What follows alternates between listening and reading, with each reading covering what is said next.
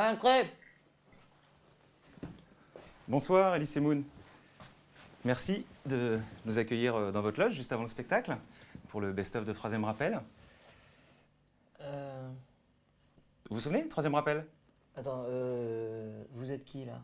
Alexis Trégaro, j'étais venu vous voir sur votre scène. Je vous ai interviewé après le spectacle, devant votre public. C'était bien, d'ailleurs. J'en ai fait d'autres, hein. Franck Dubosc, Gad Elmaleh, Smaïn, Guy Bedos. Que des confrères, quoi. Attends, excuse-moi. Je sais pas qui tu es. Là, je vois, il y a des caméras, il y a des journalistes, etc. Il va falloir que vous m'expliquiez, là, parce que... Troisième Rappel. L'émission, j'étais venu vous voir sur votre scène. Non, attends, ta gueule. Ouais. Je comprends pas, vous étiez si gentil la dernière fois. Et non, là... non, attends, il n'y a pas de gentil, de méchant ou de machin. Là, je suis en train de manger, je suis dans ma loge, je vois des gens qui arrivent avec leur caméra. Toi, tu te présentes Alexis Trigano. C'est ça, non? Ouais.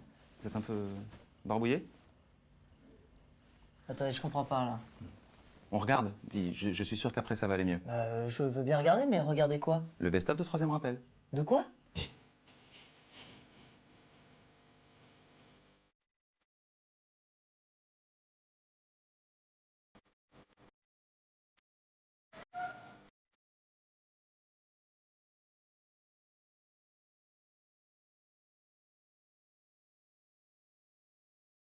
J'aimerais bien être une petite souris un petit peu après le spectacle, dans la voiture des gens, là, après le spectacle, ils sont là. Ah, c'est vraiment de la merde, hein. Ah, dis donc, hein. Préféré quand il était avec son copain, là, Ramsey, là. Ah non, ça, c'est trop bien. 3 ans, c'est rien.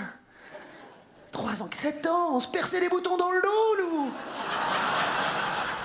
On fermait plus la porte des toilettes. On laissait des poils dans la baignoire. On osait faire des pets qui font du bruit. À la fin de la pièce, quand le rideau a chuté. Quand le rideau est tombé, c'est comme ça qu'on dit. Quand le rideau chute, c'est un accident technique et la pièce est un four. J'ai lu un article dans le journal concernant la télé-réalité, cherche beau gosse. Oui. Cherche beau gosse disponible. Ah bah oui. Et vu que je suis disponible... Tu viens? Ouais, allez, viens, on va chercher les skifts, c'est cool. Il y en a même, ils courent avec, tu sais pas comment ils font. Ils sont là, attends, t'as mon forfait, putain. Vous avez un petit côté un peu beau gosse. Il n'y a pas que vous, je trouve que tous les nouveaux comiques, Michael Youn, Titov, Gad Elmaleh, tout ça c'est du beau gosse. Il faut plus seulement être drôle, il faut en plus être beau maintenant. Est-ce que c'était la peine de citer les autres? Pas vrai. Dans ce spectacle, vous parlez essentiellement de vous. Ouais. Un petit côté narcissique, ça vous plaît de parler de vous? Ouais, non, ça me plaît de me moquer de moi. Ça me plaît de me moquer de moi, surtout. C'est une façon habile de parler de soi. Oh, mais je parle pas beaucoup de moi. Enfin, je parle pas de moi. Je parle beaucoup de moi dans les émissions de télévision pour parler du spectacle, mais je parle pas dans le spectacle. C'est quand même plus de la déconnade. Le camping, j'aime bien le camping. Je parle de moi quand je parle du camping parce que j'en ai fait beaucoup. Mais ma première histoire d'amour, enfin ma première langue en bouche, c'était en camping, dans le Périgord, au camping municipal de Sénac-Saint-Julien. Elle s'appelait Annette. Comme personne, d'ailleurs, personne. J'avais 12 ans et demi, presque 14. Elle en avait 11. Je l'avais épatée en arrivant deuxième au concours de course en sac intercamping. 1, 2, 3, 4, 5, 6, 7, 8, 9, merde, l'autre bord.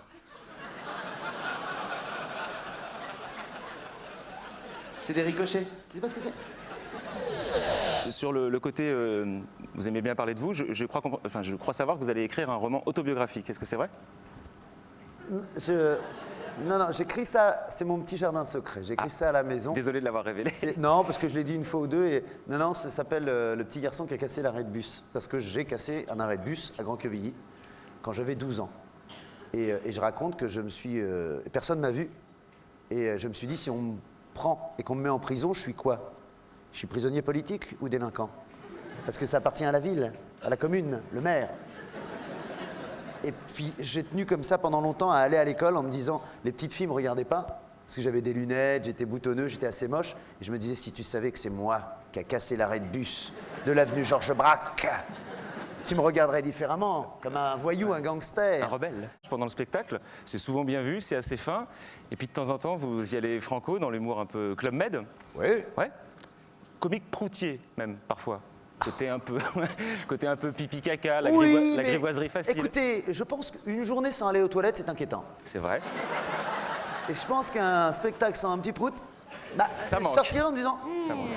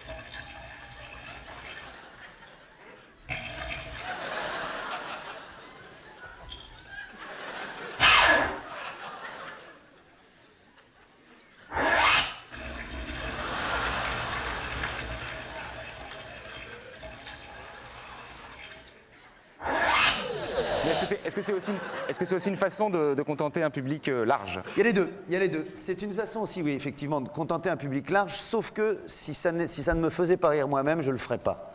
C'est-à-dire que il y a des choses, oui, il y a des petites choses en dessous de la ceinture, il y a des trucs un peu faciles, mais d'ailleurs, les trucs faciles ne le sont pas autant que ça, parce qu'on pourrait très bien les couper et ne pas les faire, ce qui ne sont pas si faciles que ça. Mais moi, ça me fait rire. Je crois que c'est Karine, celle qui a fait l'autostoppeuse. Ouais. Est-ce qu'elle est là? Ça serait bien que vous veniez nous rejoindre sur scène pour que vous nous racontiez comment vous avez vécu ça, vous, de votre côté. Allez-vous. Voilà, oui. Parce que...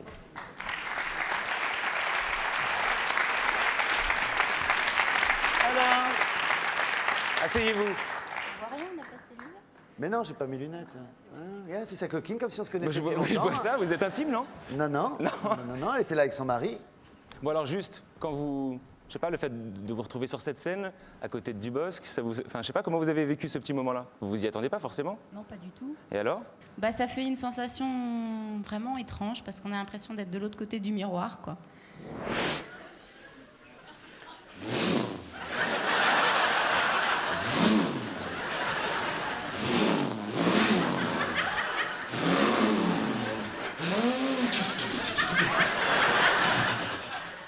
Bonjour, mademoiselle, je vous emmène. Attends, j'enlève la sécurité bébé. Je n'ai pas encore d'enfant, mais on ne sait jamais, une rencontre. Viens. Comment? C'est pas... Ah, attends. T'as quoi? T'as une Lamborghini ou quoi? Vous avez flippé ou pas? Ou une fois qu'on est sur Flipper, scène? non.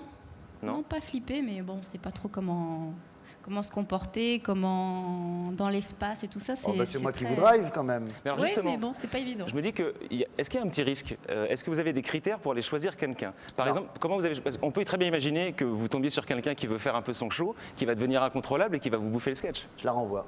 C'est arrivé. J'ai eu une fois une jeune fille qui est montée sur scène, et puis ça a commencé, et puis à un moment donné, elle me dit je veux chanter. C'est une jeune fille qui avait peut-être, je sais pas, 17, 18 Pendant ans. le sketch. Ouais, et c'était à la Baule. Et puis, et je me suis dit, dans ma tête, ça va vite, je me suis dit, ben, la petite, c'est la première fois peut-être, il y a un public, en quoi ça va me déranger qu'elle chante?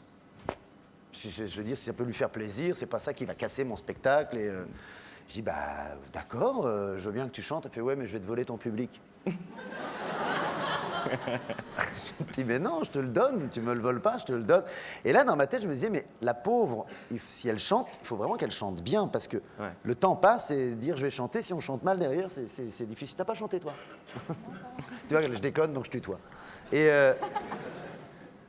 tu m'as pas embrassé sur la bouche non plus. Ah, mais Ah, moi, non. en revanche, il y a, je crois, une Nathalie qui a cherché à vous embrasser sur la bouche. Est-ce qu'elle est encore là, Nathalie? Salut, elle est là-bas, hein, coquine, Venez, hein. venez nous voir, Nathalie. Nathalie, qu'est-ce qui vous a pris? Pourquoi vous avez essayé d'embrasser Franck sur la bouche?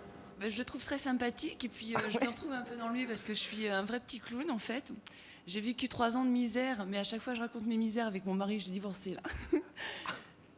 Je fais rire tout le monde parce que j'ai vécu un petit enfer, mais c'était à chaque fois que je raconte, ça fait rigoler tout le monde.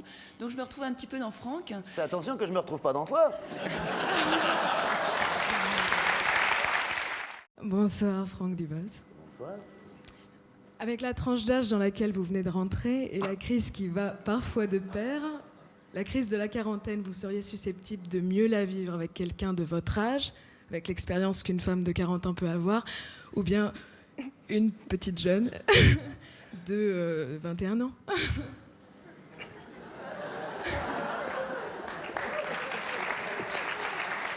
Par hasard. Faites allusion à des collègues.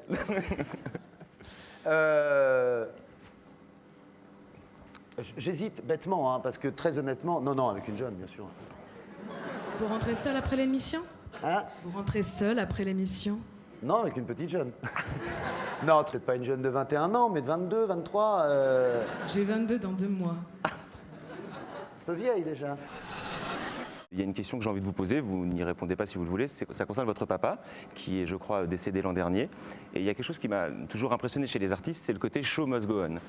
Pour que les gens comprennent, le soir où vous apprenez la mort de votre papa, vous décidez malgré tout de jouer votre spectacle. J'imagine que c'est une expérience bizarre, pour employer un euphémisme. Ça m'a fait penser à Michel Serrault, qui avait joué La Cage aux Folles le soir où il avait perdu aussi sa fille. Non, on ne sait jamais comment on va réagir à ça, mais le plus dur, en fait, c'était pas de jouer, c'est que dans le spectacle, il y a un moment donné, c'était où je disais, je parlais des Village People, je suis allé voir mon père en lui disant, papa, non, je parle des Village People, et puis mon père m'a dit, Franck, les Village People, et je disais mal, Village People. Les gens riaient, et je disais, vous moquez pas de mon père. Et les Village People, et puis les gens riaient, et je disais, bon, foutez-vous de sa gueule, il est pas là ce soir. Là, c'est dur. Là, c'est dur, d'autant plus que quand je faisais les Village People, mon papa est décédé d'une maladie qui l'empêchait après de finalement parler comme ça. Et c'était terrifiant pour moi. Et je me disais, non, il faut que je joue le spectacle, parce que lui-même m'aurait dit, t'es fou, quoi, tu vas jouer ton spectacle. Ouais, sacrément schizo, hein, pour faire votre... Et donc j'ai joué, moi je me suis effondré après, je suis allé... Mais j'ai joué terriblement bien ce soir-là, terriblement bien. J'ai tellement bien joué. C'est très joli vos sièges. Qu'est-ce qui vous plaît pas? Alors là, j'ai pas d'avis. C'est une sorte de rêve éveillé. Comment, qui se meublerait comme ça? Je suis sûr que Sheila n'a pas eu des meubles. C'est très bien ces fauteuils. Juste avant de s'asseoir... Non mais est-ce que vous avez remarqué qu'il y a un petit raccord chemise quand même? Ah enfin, ouais. je veux dire, c'est... Ça, c'est une chemise. Franchement, c'est une chemise. Sérieux, pour passer le cap, c'est-à-dire entre le moment où elle est sur le cintre et le moment où on rentre dedans, ouais. Franchement, bravo. Oh, on dirait une bouche. Je sais plus.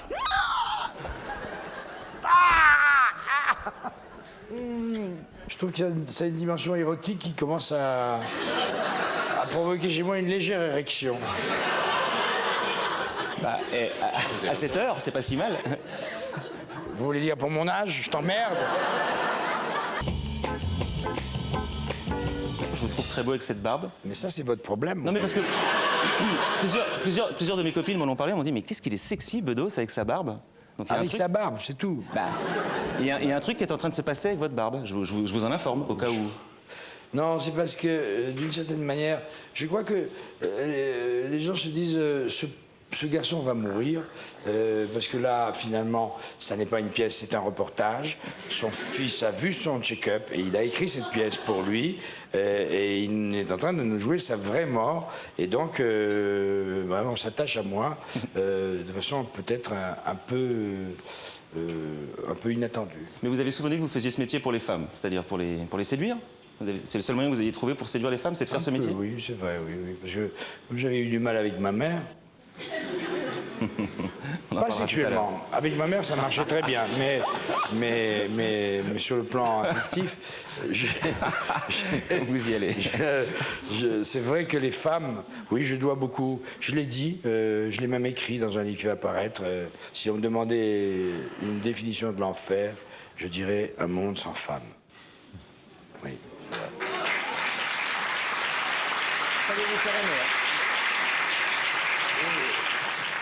Vous avez d'ailleurs l'audace de vous mettre torse nu pendant la pièce. Oui, l'audace. Bah, oui, parce que, non, Petit con. parce que la musculature est un poil relâché, mais un poil.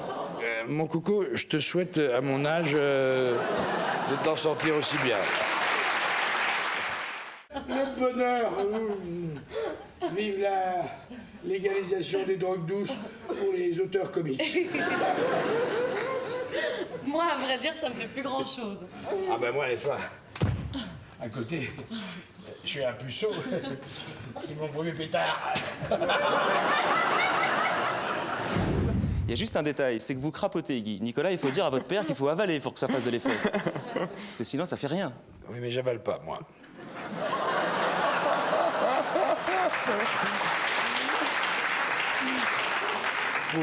Pour faire plaisir, par politesse, notamment dans des pays orientaux, il m'est arrivé de tirer un peu de crapoter comme ça sur des joints. Ben voilà, c'est comme ça que je fais, moi, parce que c'est vrai que je connais pas bien. Ça ne me fait rien, d'ailleurs. Si, ça développe mon érotisme torride. Encore Oui, je me souviens que mon ex-femme était très jalouse. J'ai complètement obsédé. Elle était morte de rire, alors qu'on avait été invité à Marrakech par des gens qui nous faisaient non seulement fumer, mais j'ai l'impression qu'ils avaient fait des piqûres dans les gâteaux, dans tout ça. Enfin, c'était un cauchemar. Et le seul, elle a eu 42 fièvres pendant 3 jours. Moi, j'avais envie de sauter la jeune personne qui nous invitait et qui depuis est morte. Vous avez un talent pour dire pute et salope. Non mais, il n'y a que dans votre bouche que c'est si joli. Sincèrement. Hein. Oui, D'où ça vous vient ce don pour dire des grossièretés? Ben ça, oui, j'ai comme à la maison. Car vous êtes une pute de balancer de telles vérités à un homme de ma valeur et de mon âge. Oh merde, ça suffit! Tout le temps! Cache-toi, connard! Connard! Connard! Waouh! Je vous emmerde! Cochonne! Ça suffit! Les nibards de la pestasse va se prendre dans la poire ce que j'ai à lui dire. Salope, pour moi, c'est un compliment. Hein. C'est affectif. Oui.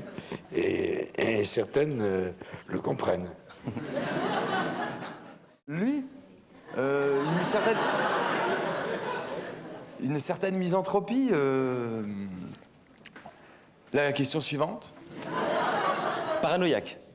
Non. Voilà, une réponse claire. Non, susceptible en revanche. Susceptible, oui, c'était susceptible. Vaniteux? Oui. Surtout en amour et en amitié. Je suis susceptible, oui. Vaniteux? Moi aussi, je suis susceptible. Ça vient d'une enfance que j'ai eue et qui n'était pas vraiment réussie. D'ailleurs, susceptible, ça, vous l'êtes. Vous acceptez que de très peu de gens la moquerie. Mais c'est un trait de caractère assez partagé chez les humoristes. Mais c'est parce que la plupart de ceux qui veulent se moquer de moi ne me valent pas.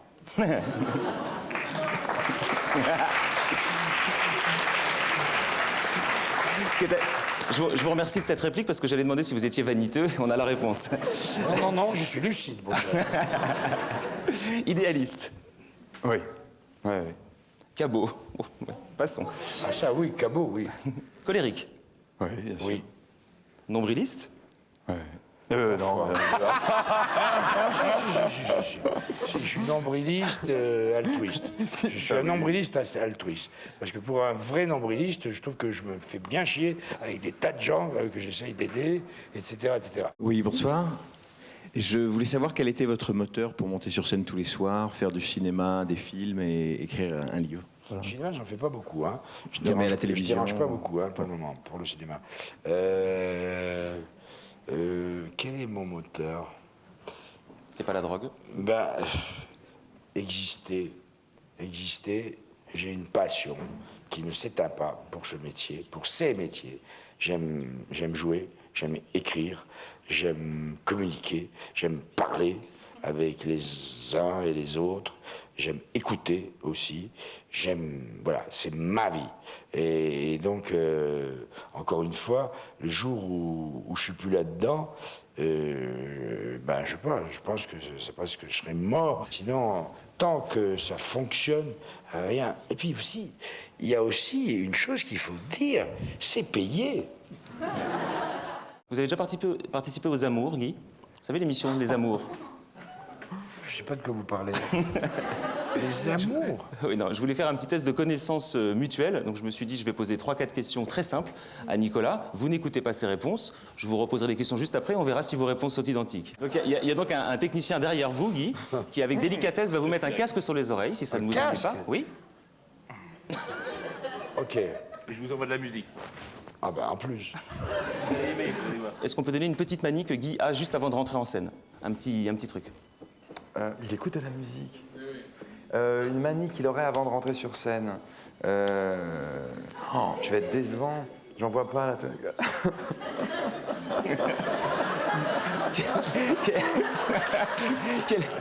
Bon alors je vous propose. Alors je cherche un truc. Mais autre chose. Il mange. Oui, il se fait livrer. Non, c'est pas non. Quel défaut a-t-il le plus de mal à avouer? Parce que vous savez pas ce qu'il a dans le casque, c'est pour ça. Le défaut qu'il a le plus de mal à avouer, non, il les avoue de plus en plus. Quel rôle n'accepterait-il jamais de jouer? C'est un très joli fiasco. Je sais pas, ouais, je sais pas, il jouerait pas. Il en refuse énormément. C'est fini, Guy. Vous pouvez retirer les. Ah, bah je commence à m'attacher. C'est ça. Qui chante là? Qui chantait? C'est sympa ce que vous avez dans le casque, hein? C'était Hélène Ségara. Ah. Votre sujet de dernière grosse engueulade, si toutefois ce n'est pas privé, bien sûr. Sur un sujet, je sais pas, qu'on peut évoquer. Ça fait un moment qu'on s'est pas engueulé. On s'est engueulé dans la vie quand il était beaucoup plus jeune. C'est pas. D'ailleurs, oui, on s'engueulait. Enfin, c'est moi qui commençais à l'engueuler, puis il me répondait, ce petit con. Mais bon, bref. Non, mais c'est une histoire tellement banale de père et de fils qui s'aiment. Nicolas a tendance à... On n'a pas la même taille, comme vous pouvez le constater, mais tout ce qui peut lui aller, par exemple, alors donc les pantalons, il me laisse tranquille, mais sinon, il peut me piquer toutes mes affaires, et je déteste qu'on touche à mes affaires. Je déteste, et quand par exemple, une fois, je me souviens, j'avais un pardessus de cachemire, très cher, que j'avais acheté à côté de la maison du caviar d'ailleurs. Je vois. Et ben, ça m'a mis dans une colère folle.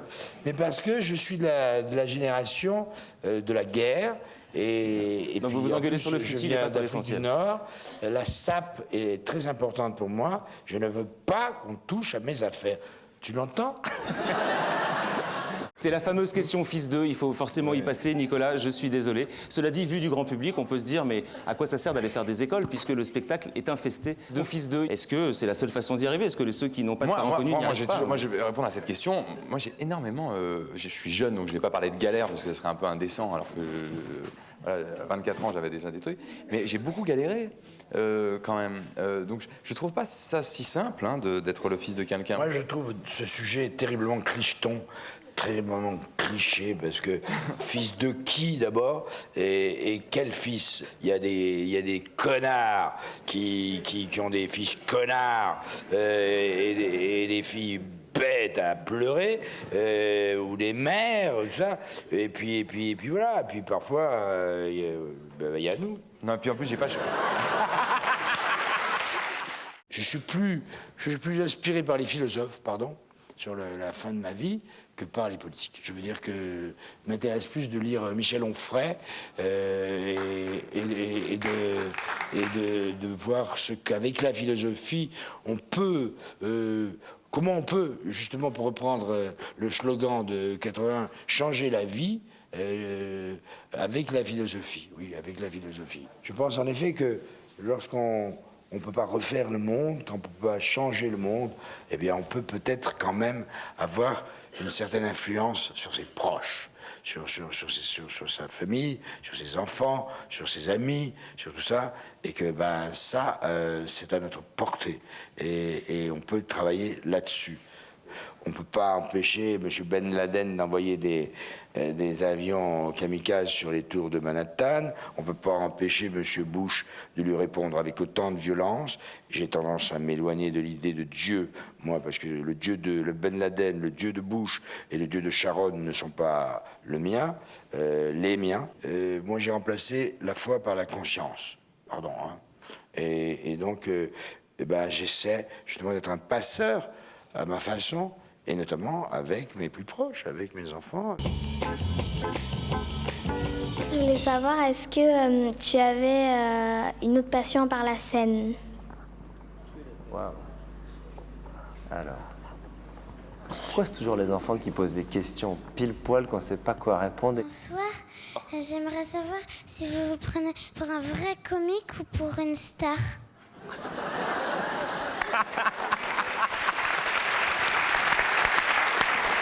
Quel est ton idole?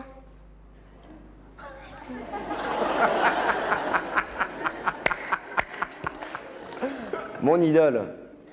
Mon idole, mais dans le théâtre, dans la chanson, dans le théâtre? Ouais.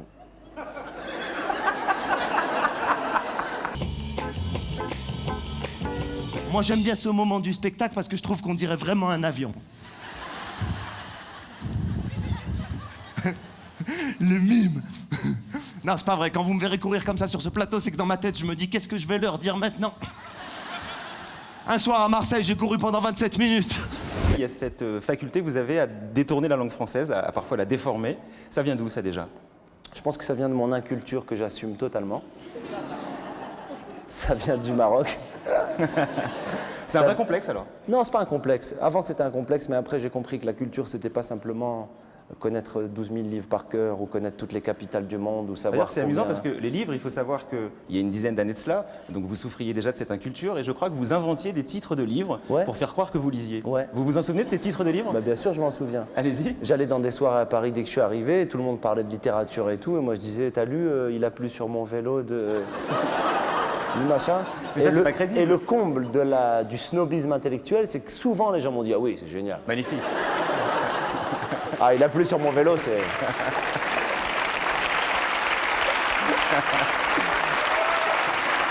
Mais est-ce que ça vous arrive encore de le faire aujourd'hui pour vous marrer? Non, je le fais plus, ça. Mais en fait, tu sais, quand j'invente les expressions, c'est parce que moi, souvent, je crois que, en fait, bon, après, c'est culturel, ça vient de là où je viens. Je viens de la tradition orale, pour moi. C'est-à-dire qu'il y a des expressions de la langue française que j'ai jamais vues écrites. Je les ai juste entendues. Par exemple, avant, moi, je croyais, tu sais, il y a une expression qui dit sans crier gare. Il est venu sans crier gare. Moi, pendant des années, je pensais que c'était sans crier garde. Parce que c'est genre, j'imaginais un mec dans un château et tout, qui disait, qui n'a pas crié garde. Mais je me suis fait mon délire à moi. Pendant des années, j'ai dit sans crier garde. Justement, c'est le moment où jamais je me suis dit, tiens, je vais lui faire improviser sur... Je vous soumets 2-3 proverbes ou des expressions de langue française, et puis on voit ce que vous en faites, ok? C'est parti. Par exemple, un tien vaut mieux que 2 tu l'auras. Un tien vaut mieux que 2 tu l'auras. Ça veut...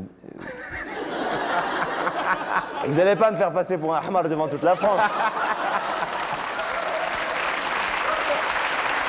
Bon, bah ça je connais. Ça veut dire prends déjà ce que tu as maintenant. Non, arrêtez, parce qu'après je vais dire le bon truc, ils vont applaudir comme un idiot qui vient de dire... Non, on va faire plus simple. Nous sommes le 14 avril. 14 avril, ne te découvre pas. Parce que tu peux attraper froid. Voilà, bien joué. Votre tête de turc dans ce spectacle, c'est... Merci. T'as vu le blond quand il mange un sandwich?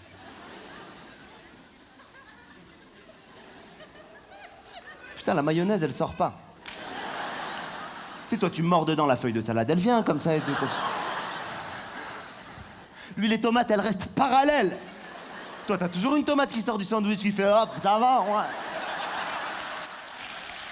ouais.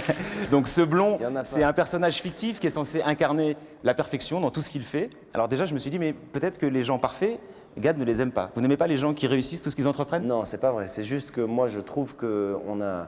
Bon, déjà, on a entendu parler beaucoup du diktat de la mode pour les femmes, mais jamais pour les hommes. Franchement, t'es avec ta nana des fois devant la télé, tu dis, moi je serais jamais comme ça, quoi, tu vois, c'est pas possible. Le mec qui mange une barre de chocolat, il vole et tout, je sais pas quoi. Ce serait quand même bien qu'on trouve un blond dans cette salle et qu'il ait un droit de réponse, parce qu'il a été humilié pendant 1h30. Mais non, mais c'est pas le blond lui-même qui a été humilié. Il n'y a pas un blond dans cette salle. C'est la notion. En Qu'un fait, blond lève le doigt. C'est pas possible qu'il y ait une salle sans blond. Mais ils sont partis, je crois qu'il va rester. Ils sont dégoûtés.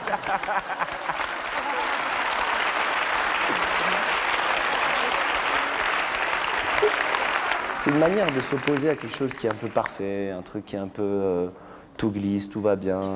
Puis c'est culturel aussi. Ouais. Moi, je viens d'une culture où il n'y a pas beaucoup de blonds. À la base. C'est un peu un fantasme, quoi. Non, non, je te jure que je veux pas être blond. Il y a 7-8 ans de cela, vous démarriez au 2 Jazet devant 12 places payantes. Au Trévise. Au Trévise, ouais. Autant pour moi. Aujourd'hui, vous remplissez l'Olympia pendant un mois. L'année prochaine, vous allez dormir ici, je pense, toute l'année. Comment est-ce que vous vivez ça? D'abord, est-ce que vous avez trouvé ça long ou est-ce que vous avez trouvé ça fulgurant, ce succès? En fait, très franchement, j'ai pas trouvé ça très long et en même temps, on retient de la carrière des gens simplement ce qu'on a vu. Mais on sait pas que j'ai fait des courts-métrages qui étaient des trucs totalement amateurs, des pièces de théâtre avec des tournées dans des centres culturels français en Europe de l'Est avec le cours Florent. On sait pas que j'ai fait des films où je devais simplement ouvrir une porte et je pensais que j'étais au top.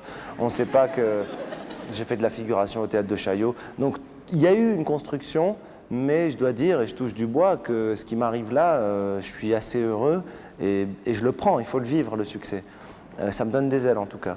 Et quand on voit son nom écrit en rouge sur la façade de l'Olympia, on repense aux profs qui ont passé votre scolarité à vous dire que vous étiez un idiot? Bon, un peu, pas trop, parce que ça, on peut y penser, mais je veux pas me laisser aller à ça, parce que c'est pas un sentiment que j'ai envie d'avoir, genre le truc un peu revanchard. Parce que c'était le cas, hein. Mais mais quand on voit son nom en rouge sur la façade de l'Olympia, si je suis très honnête, on s'allume une clope, et on le regarde, et on dit, ça fait plaisir. Est-ce que le succès rend beau? Bon, c'est vrai qu'il y avait un atout quand même à la base assez... Cela dit, je sais qu'il y a une dizaine d'années, quand vous étiez au Canada, il n'y avait pas encore le succès.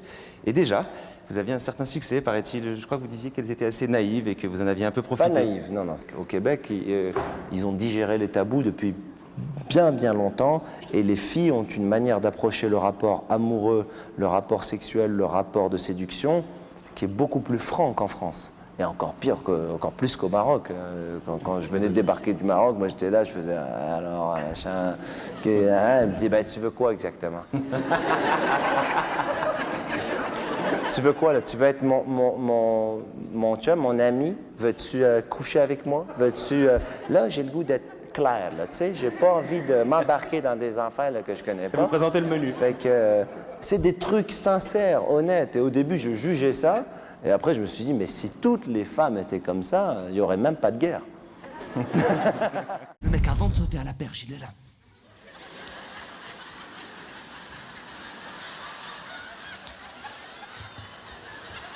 À quelle heure tu vas sauter, oh? Ils ont dit d'abord, je fais des trucs.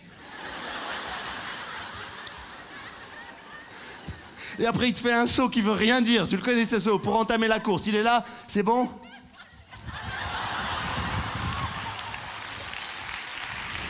Sur scène, vous êtes confiant, bien sûr, puisque c'est là où vous vous sentez bien. Mais dans la vie, vous êtes un peu plus tourmenté, je crois. Oui. Oui, c'est vrai. C'est déjà une info de le savoir. On peut vous imaginer très à l'aise. Bah, tourmenté, oui, c'est... Moi, je suis pas forcément serein tout le temps. Ouais. Moi qui ai passé quelques moments avec vous, enfin, ça se lit dans votre regard, il y a une sorte de plénitude. Enfin, je trouve que vous avez l'air d'être un mec cool. Mais j'ai lu dans des interviews, vous confessiez être pas si cool que ça, parfois, un peu impatient, colérique. Enfin, vous êtes capable de parler mal, comme on dit. Non, ça m'arrive rarement. D'ailleurs, j'ai pas le courage de ça. Des fois, je me dis, lui, je vais aller lui dire ça et tout. Trop dur. Il va m'entendre. Moi, c'est pas comme ça qu'on. J'arrive, je dis, ça va? Non, j'ai pas le courage de ça. J'ai pas le courage de ça. Par contre, en fait, je fais mon chemin, en fait. Je sais que j'essaye de gérer les choses. Moi, j'ai très peur du conflit, pour des raisons personnelles. J'ai très, très peur du conflit. J'aime pas rentrer en conflit avec les gens. Donc, je navigue, j'essaie d'obtenir ce que j'ai envie d'obtenir, j'essaie de donner ce que j'ai envie de donner, mais je n'arrive pas... L'affrontement, ça me fait peur. Ça peut me déstabiliser beaucoup, beaucoup, beaucoup. Et puis, je suis pas forcément à l'aise tout le temps. Là, c'est cool, le public a vu le spectacle, on est là, mais des fois dans des plateaux télé ou des choses... Bon, maintenant, il y a l'expérience, mais c'est vrai que je suis pas tout le temps à l'aise. Moi, Au-delà de la notoriété, moi, quand j'arrive dans un cercle de gens et que je connais personne, je suis super mal à l'aise. Parce que j'ai besoin qu'on me regarde ou qu'on m'aime tout de suite. Donc je suis Depuis tout petit d'ailleurs. Hein. Pardon. Depuis tout petit, vous avez envie d'être le centre d'attraction. Plutôt réservé de nature, quoi. Vous êtes rassasié sur votre, on va appeler ça mégalomanie ou narcissisme. Avec le succès, vous êtes rassasié de ça ou il vous en faut encore? Je crois qu'il en faut encore pour me rassurer, mais... Est-ce que vous êtes difficile à vivre pour les autres? Je pense, oui. Je pense parce que ça cogite tout le temps, parce que par exemple, ce spectacle-là, je me réveille souvent la nuit pour dire pourquoi je dis pas ça plutôt que ça, donc ouais, c'est pas forcément évident.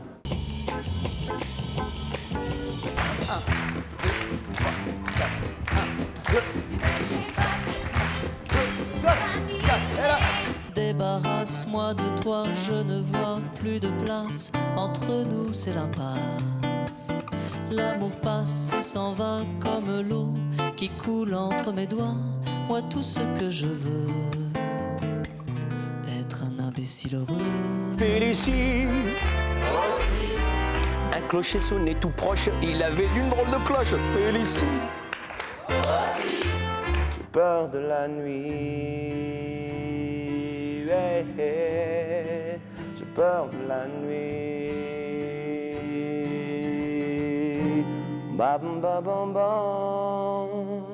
Oh, oh.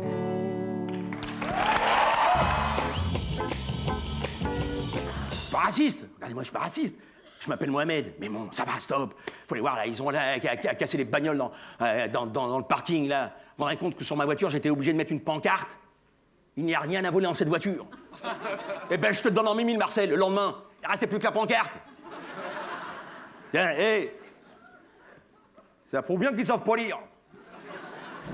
Je résume très vite pour ceux qui ne connaîtraient pas votre vie. Oui. Vous êtes né de père et de mère inconnus. Vous avez été recueilli en France par une famille d'accueil, un papa kabyle qui était, je crois, éboueur, une maman marocaine qui était femme de ménage, d'origine marocaine, pardon. Oui. Vous avez découvert qu'à 11 ans que vous aviez été adopté, vous ne le saviez pas auparavant. Et je me suis demandé si finalement ça n'avait pas suscité chez vous, mais je le crois, des vrais problèmes d'identité. Il y a une anecdote qui est assez rigolote, je trouve, c'est que pendant très longtemps, vous vous faisiez passer pour le fils de Jean-Pierre Elkabbach. Oui, c'est vrai. Probablement complexé. Bah, c'est-à-dire, alors ça ramène ça. Oui, je sais, vous y croyez pas, mais bon, à l'époque on y croyait, c'est-à-dire que j'étais le roi du mensonge. J'étais le roi du mensonge parce que c'est vrai que le mensonge, ce qui est merveilleux quand on ne sait pas qui on invente sa vie. Donc le mensonge permet d'écourter, c'est-à-dire que j'avais besoin qu'on m'attache une importance, donc il n'y avait pas de raison. Pourquoi ne pas inventer un personnage? Pourquoi ne pas m'inventer une vie, celle que je voulais? On vous croyait? Hein? On vous croyait? Mais j'étais très très fort pour ça, très très fort. Tellement fort que, autre anecdote, qu'est-ce qu'il y en a ce soir? Vers 18 ans, pour vous déniaiser, comme on dit, vous avez fait un autre mensonge pour séduire votre belle, vous vous êtes fait passer pour le fils d'Henri Salvador. Ça c'est vrai, c'est sûr. Alors c'est bien... Quoi où? Mais tu sais ce qui est bien quand tu es abandonné, ou que tu es un orphelin, tu t'inventes le père que tu veux. Et ça c'est extraordinaire. Et c'est vrai que je me suis retrouvé avec une jeune fille dont j'étais fou amoureux, et un jour, je lui ai avoué que mon père était Henri Salvador. Et le soir même, je couchais avec. Comme quoi, tu vois... Comme quoi, les femmes aiment la chanson. Ah oui. Ça faisait donc 7 ou 8 ans que vous n'étiez pas monté sur scène, je le précise, parce que... Paris. À Paris, pardon. Donc, ce qui a fait dire à beaucoup, Smaïn, la traversée du désert. Quel plaisir de vous voir, oh là là. C'est vrai, là, je vous vois, vous êtes attentif, là, à mon égard. Vous dites, oh, bah, tiens, plaisir de le revoir. Où était-il? Que faisait-il? Que se passait-il? Il est rentré dans son pays, alors il est retourné à la DAS. Mais non, je préparais mon retour. Et comme je reviens de loin, ça prend du temps. Les mecs qui vont sur la Lune, vous croyez qu'ils prennent qu'un aller simple? Hein? Et là, je vous vois, là, aussi. Tiens, je vois la dame, là, qui parle à son mari, comme ça, qui fait, oh, je l'adore, il vient, ça va. Ouais, mais alors, il a grossu. Est-ce que vous avez le sentiment aujourd'hui que... je vais être honnête avec vous, quand je suis venu voir le spectacle, comme ça, a priori, j'étais resté sur le passage à vide, moi, je venais un petit peu à reculons. Et sincèrement, je suis sorti de là, je me suis dit, bah, je l'ai redécouvert, ce type-là. Et pourquoi vous reveniez à reculons? Parce que j'avais une mauvaise image de vous, comme on dit tout à l'heure, l'image. Quelle mauvaise image? J'avais l'image d'un type qui était passé de mode. Ah bon? Non mais je suis franc. Ah mais j'écoute, non, j'écoute. Mais ce que j'aime bien, et je vous le dis, et c'est pas de la flagornerie, je suis sorti de la salle en ayant changé d'avis. Oui, oui. Passer de mode. C'est-à-dire, il a été, il n'est plus, mais il redevient quelqu'un d'autre. Donc c'est-à-dire... Je vous ai redécouvert. redécouvert. C'est-à-dire qu'à partir du moment où il ne le redevient pas, il est passé de mode. Non, je ne peux pas vous expliquer, c'est des choses qui nous appuient dessus, malgré nous, en fait, les effets de mode. Peut-être. Mais ça, c'est peut-être inhérent à ce métier. Mais est-ce que vous avez le sentiment qu'aujourd'hui, vous devez reconquérir du public? Mais même quand j'étais connu, chaque soir, on reconquérit le public. Chaque soir, rien n'est gagné. Vous dites, je crois, je ne fais pas partie de la bande à Canal, je ne fais pas partie de la bande à Palmade. L'air de dire, j'ai pas la carte, quoi. Je ne fais pas partie des branchés. Oui, ce sont des familles. Mais vous savez, c'est peut-être le syndrome de l'orphelin. Mais je m'en suis bien sorti quand même. Un poil parano ou objectif? Parfois parano. Je suis devenu parano, c'est vrai. Ça, c'est vrai. Il faut que je l'avoue. Mais ça, c'est la parano, elle est explicable par rapport, j'appellerais, à ce complexe d'abandon. C'est-à-dire que je suis toujours sensible à celui qui ne m'aime pas, parce que celui qui ne m'aime pas me ramène à cette image de « je ne veux pas de toi, j'écarte les jambes, je te sors et non, t'es là, non, je veux pas, non, reviens, non, je veux pas qu'on t'abandonne, je veux pas qu'on m'abandonne ». Eh bien, cette image, c'est la mémoire du corps, la mémoire de l'esprit et de l'inconscient qui fait que je suis toujours en colère contre moi-même et en colère contre ceux qui ne m'aiment pas, parce que j'ai l'impression que si on ne m'aime pas, il me ramène à cette image de « je t'abandonne ».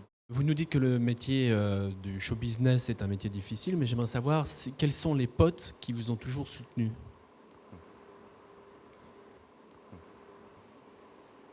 Je cherche et c'est un métier qui est très hypocrite. C'est un métier où c'est « tu vas bien, ça va ?» Quand on est dans la lumière, les gens sont « ah oui, t'es bankable, t'es dans le move, t'es dedans ». Bon, et là, on a plein d'amis.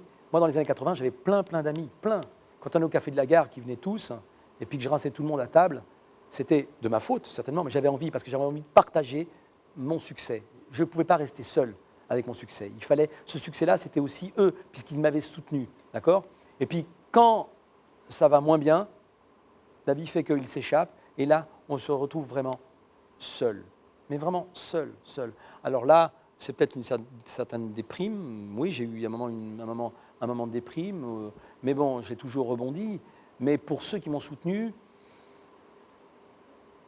il faut que je dise un nom. Non, je cherche. Oui, je vais vous donner une anecdote. Un jour, j'étais très mal. Je devais jouer une pièce de théâtre sur cette scène, et ça ne s'est pas fait. Ça n'est pas fait pour des raisons X, Y, et je suis parti, j'étais vraiment en déprime. Donc je suis parti voir M. Zuccarelli. Pour ceux qui ne connaissent pas, Zuccarelli est le médecin assureur des acteurs de cinéma et de théâtre. Et quand je suis arrivé dans cette salle d'attente, autour de moi, je ne citerai pas, il y avait des acteurs. Je ne citerai pas. C'était là. Il y en a un qui était avec son chapeau. Je ne citerai pas qui c'est. C'était là. Et puis je sentais, et j'étais aimé. J'étais plus un acteur. J'étais seul au monde, j'étais seul. L'acteur s'est levé, les acteurs sont levés, sont partis, une espèce de bonjour comme ça, salut, bon, soit. Une dame est rentrée, elle s'est assise à côté de moi, elle m'a regardé, elle m'a fait « Smaïn ?» Je dis « Oui, c'est moi. » Elle m'a dit « Si vous saviez ce que vous me faites rire. » Et moi, j'étais comme ça, et je dis « Je vous remercie beaucoup, madame. Vous êtes vraiment très gentil de me dire ça. » Le médecin, Zuccarelli, a ouvert la porte, et il m'a dit « Smaïn, à toi. » Je dis « Non. Allez-y, vous, madame, passez avant moi. » C'était la politesse que je lui rendais, et c'était Mireille d'Arc. Voilà, grande dame, que je salue ce soir.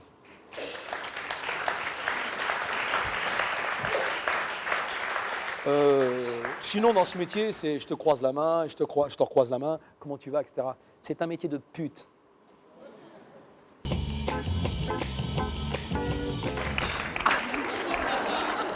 Assis. Alors, je t'explique. Je vais t'expliquer. D'abord, j'ai peur. Et en plus, je vais lui jeter des cailloux. Ça, c'est pas truqué. Applaudissements.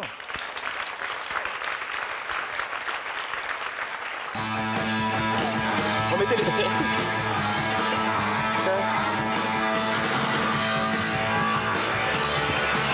Non, c'était comme ça. Ouais. Et à la fin, il se tapait sur l'épaule. Voilà.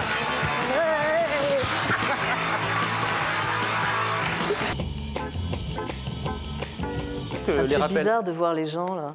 Les vrais gens. Ça me, ouais. En fait, j'aime pas trop. Enfin, prenez pas.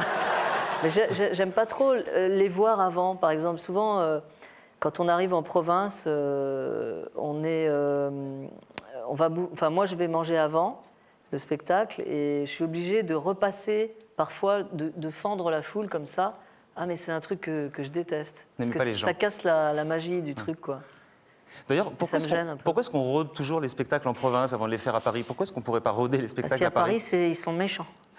En province, ils sont gentils. Donc on commence par les gentils. Parce qu'à Paris, il y a des journalistes, il y a des copains comédiens, il y a peut-être un metteur en scène, etc. Et s'il fait, dis donc, c'est ça. C'est ça, il est Semoun. Voilà. Donc, mais c'est pas péjoratif pour la province, mais un petit peu quand même. En fait. Est-ce que c'est votre truc, les rappels? J'ai l'impression, je sais pas, je vous ai observé, je suis venu vous voir 2-3 fois. Ouais. J'ai l'impression qu'il y a une certaine timidité à venir vous faire applaudir à la fin. Donc, soit c'est du cabotinage, soit c'est de la gêne. C'est pas mon truc préféré en fait. Ça peut paraître paradoxal, mais je suis très gênée. Justement, c'est pour ça que j'ose pas trop les regarder, tu vois. Et je suis très gênée aux applaudissements. Ah bon? Et je peux t'assurer, je réponds franchement aux questions. C'est pas de la fausse coquetterie. Mais avec mon metteur en scène, il a fallu répéter aussi les saluts parce que pour moi, une salle, hier soir, la salle était debout. Et je me suis tirée comme une souris parce que je sais pas pourquoi ça me gêne. D'où vous vient ce goût pour le pathétique et les minables? Ah là là, c'est vrai, non mais c'est une bonne question. Moi, je suis comme un petit gamin en fait, qui a peur de la réalité. Parce que moi, de toute ma vie, en fait, je me suis mis dans une bulle. Quand j'étais petit, dans la bulle de mes rêves, de mes rêveries. Donc la violence, tout ça, j'ai jamais connu. Je me suis jamais fait taper ou quoi que ce soit. Parce que pour moi, c'est un truc qui me fait peur. Et c'est pour ça que j'ai cours très vite. Hein. Et puis après, en rentrant dans ce métier-là, dans le show business, on est tous dans une bulle. On n'a pas beaucoup de contact avec la réalité. Donc ça m'arrange bien. Les personnages, en effet, que je fais, ils existent, je pense, mais j'ai pas envie de leur ressembler. Ils me font peur, mais en même temps, ils me font peur et en même temps, ils me font rire. Ils existent, mais Jojo, par exemple, j'ai une grande affection pour ce sketch. Pour moi, c'est vraiment le foireux par excellence, quoi. Qui a des grands trucs, qui a des grandes théories sur la vie, sur l'amour, et c'est foireux, et c'est ça qui me fait rire. Oui, Martine. J'ai ton mari au bout d'une corde, là. Je sais pas. Le Jojo, là, je sais pas. Je l'ai jamais vu comme ça. Il est en train de partir en sucette. Évidemment, Martine, c'est à cause de cette petite. Mais qu'est-ce qui vous a pris d'héberger une petite Tahitienne de 18 ans? Oui, mais elle était à moitié à poil toute la journée. Le Jojo, il a cru que c'était pour lui, quoi. Hein? Il a voulu profiter des soldes, en quelque sorte. Mais je sais, Martine. Écoute, c'est dur pour tout le monde. Oui, on n'est plus les mêmes qu'à 20 ans, qu'on a pris un bon coup de pelle et puis il faut l'accepter, quoi. Hein? Toi, t'as pris du poids. Le Jojo, il court après ses cheveux. Toi, depuis que t'as arrêté de boire, tu fais toujours la gueule, hein? Si, tu fais toujours la gueule. Si j'avais un conseil à te donner, ce serait de reprendre la boisson, C'était plus drôle avant, Oui, mais moi, avec vos histoires de couple, vous commencez à me courir sur le haricot, là. Non, il peut pas te parler. Il est debout sur une chaise, il a une corde autour du cou, je sais pas où il veut en venir, là. Oui, mais moi aussi, j'ai une vie de famille. Et puis, je peux dire que c'est pas une Tahitienne qui m'attend à la maison, C'est pas possible d'incarner aussi bien la veulerie. C'est fou ce que vous le faites bien. En n'étant pas soi-même un lâche, c'est ça? Non, je dis pas que vous l'êtes vous-même, mais comment est-ce qu'on peut interpréter aussi bien un sentiment aussi particulier? Parce que, oui, sûrement, il y a de moi dedans, oui. Enfin, oui, je sais pas, vous êtes un type courageux ou ça vous arrive d'un peu de fuir vos responsabilités? Tu veux quand même pas que je te dise que je chie dans mon ben à chaque fois que je vois... Sans aller jusque-là? Non, mais... Non, ce que je fais dans ma vie, c'est pas vraiment un métier de lâche, quoi. Enfin, j'essaye d'assumer, d'aller au bout de mes envies, d'assumer mes idées. Non, je crois pas être un lâche, non. Mais je le suis comme peuvent l'être les hommes. C'est une lâcheté... Celle que j'ai, c'est la lâcheté que tous les hommes ont en face de certaines situations, en face de leurs femmes. en face de... Voilà, c'est de cette lâcheté dont je parle. C'est une lâcheté domestique, quoi. Il a raison, hein, les Juifs sont partout. Hein, le Juif colonise un petit peu tout ce qui est banque, médias, il y en a partout. Hein. Le Juif est méchant. Hein, par exemple, moi, si je suis là ce soir, sur scène, c'est uniquement grâce au lobby juif, voyez. Le public n'a aucune valeur, c'est uniquement comme ça. Hein, que le noir est plus sympathique, le noir est plus rieur, le noir court plus vite que le juif, par exemple. Parce que le juif a trop d'argent dans les poches, il peut pas...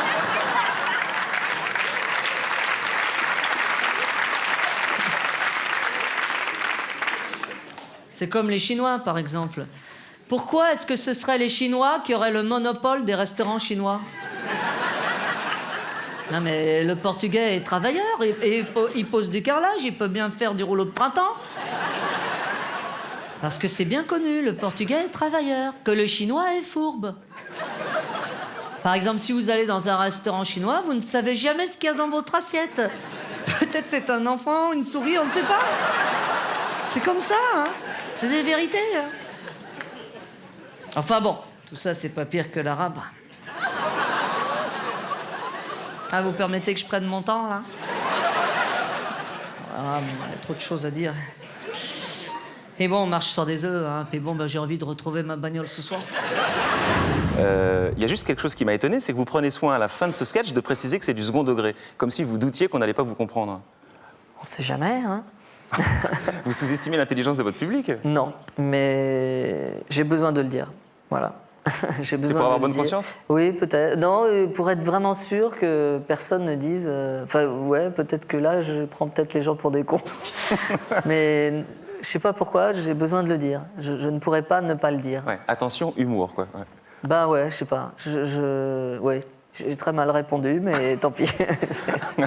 Avec ce sketch, vous vous moquez aussi gentiment de votre ancien... Enfin, je sais pas pourquoi ancien, d'ailleurs, votre camarade de scène avant, Dieudonné. Le but n'est pas de commenter ses propos, vous l'avez déjà largement fait, on n'est pas là pour ça. Il y a juste un truc qui me turlupine en tant que pote. Voilà un type avec qui vous avez vécu pendant des années, pratiquement au quotidien, pour vous apercevoir aujourd'hui du fossé qui vous sépare. En tant que pote, vous devez vous dire, mais c'est pas possible, j'étais aveugle, j'étais sourd, enfin, je sais pas, vous doutez de votre discernement? Je ressens, oui, une sorte de trahison, on va dire. Mais c'est une évolution chez lui. Enfin... Il n'était pas comme ça quand je l'ai connu, quoi. Il n'avait pas cette haine du lobby juif ou du lobby en règle générale, ce désir de se battre pour le peuple noir qui ne lui a rien demandé. D'ailleurs, je trouve qu'il le défend très mal parce que... Et donc, non, il n'y avait pas ça, mais ça a évolué avec le temps et depuis, je l'ai un peu perdu, quoi. Mais bon, je l'aime bien quand même. Hein, mais... Pour finir là-dessus, je me suis amusé, et franchement, je me suis bien marré à revoir le sketch Bokassa-Cohen, qui était vraiment exceptionnel.